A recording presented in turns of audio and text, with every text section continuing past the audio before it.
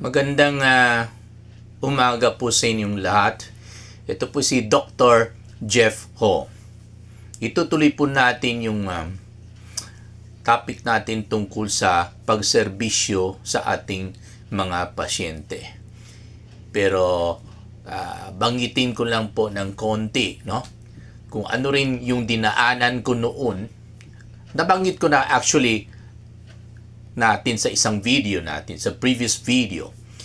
Pero dagdagan ko na lang po ng konti. Baka akala ng mga colleagues natin hindi ko po dinaanan yung dinaanan rin po nila, no? So when I was at Jose Reyes Medical Center, and during my last year as chief resident, of course, prior to that, first, second, and third years, palagi kayo tayo nagra-rounds ng 2 a.m., 3 a.m., no? Okay? Nira-rounds po natin ang lahat ng mga pasyente ganyan kaaga para po, katulad ng sinabi ko, para po maka-attend tayo ng endorsement rounds, no? Okay? At 8 o'clock, no? With our consultants. So, by the way, I would like to take this opportunity to thank my mentors, Dr. Reynaldo Rivera, who was then the chairman, Dr. Joey Navarro was the vice chairman, Dr. Simeon Marasigan, who was the training officer, as well as Dr. Bernardo Conde. And of course, si Dr. Encarnacion rin, no? Okay, sila po mga 5 mentors ko na napakagaling at saka disciplinarian. Anyway, balik tayo sa pagiging chief resident po natin sa Jose Reyes. Alam po ninyo, sa huling taon ko na po sa Jose Reyes bilang chief resident, I performed and I lived up to myself, no, as a resident physician. Bakit? Kasi doon po ako nakatira na buong taon. Hindi po ako umuwi. Doon po ako naliligo, etc. Kaya po, ang tinawag namin dyan is resident physician because you are a resident of the hospital. Okay? So, ganyan po ang ating dedication at compassion po sa ating mga pasyente. So, ang gusto ko lang sa mga younger doctors natin ay huwag natin isipin, no? Kahit nag-umpisa pa tayo nag-aaral, clerkship, internship, huwag po natin isipin na hindi tayo binabayaran, no? Hindi po importante 'yan, no? Huwag rin po natin isipin na hindi nagbabayad ang ating mga pasyente, no? Lalo sa government hospital, no? Huwag mo natin isipin 'yan. It's not important whether we are being paid or whether the patients are paying. As a matter of fact, I would like to correct the wrong impression, no? Iko-correct ko lang ng konti with due respect to some colleagues na yung mga pasyente po sa hospital, yung government hospital, no? Although hindi talaga sila nagbabayad directly, sa totoo lang po, nagbabayad sila indirectly. Kasi paano mabubuhay ang isang government hospital kung walang nagbabayad ng buwis?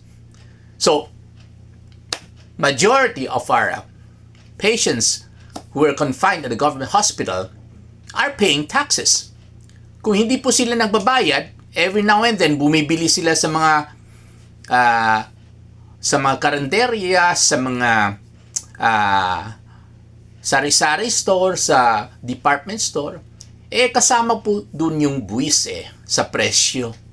In other words, ang mga pasyente natin sa government hospital, although hindi sila nagbabayad sa doktor or maybe sa hospital, nagbabayad talaga sila indirectly sa hospital through taxes. And that we should be thankful of. Kasi po, pag walang pasyente sa hospital, paano na tayo mag-practice? No? Hindi naman natin pinapraktisan yung pasyente kasi sa umpisa, nandyan palagi yung consultant na nag-guide po sa atin. Palagi natin ni-refer sa consultants natin kung meron tayong problema sa pasyente. At sinasamahan po tayo ng mga consultants natin sa bedside rounds, di ba? So, dahil sa mga pasyente, nagkakaroon po tayo ng opportunity, no, to be trained at nagkakaroon po tayo ng experience. At syempre, eventually, nagiging successful doctor tayo, no? Okay, so dapat we have to thank our patients despite the fact that hindi po sila nagbabayad sa mga doktor sa government hospitals. Of course, yung mga resident physicians at saka mga active consultants ng government doctors, ang sweldo nila galing po sa mga taxes. Saan pala galing mga taxes? Syempre, sa mga taxpayers, no? Kahit mga masa, nagbabayad po sila ng buwis. Okay? Pagdating naman sa training program, di ba? Kung mas maraming pasyente, mas iksi ata yung training program duration, di ba? Okay? So, the more patients, the more you become experienced, and the faster you become experienced, and that is why the duration of your training sa hospital ay mas maiksi kumpara sa ibang hospitals na mas konti ang kanilang pasyente. So, yun lang po ang gustong isipin ng mga younger doctors ngayon. No? Huwag natin isipin kung binabayaran tayo, kung nagbabayad ang mga pasyente natin sa hospital. Huwag natin isipin yung pera. Ang isipin po natin ang pasyente. Never put money at the center of our practice or our training. Always put patients and definitely God sa sentro ng ating training, no? Okay?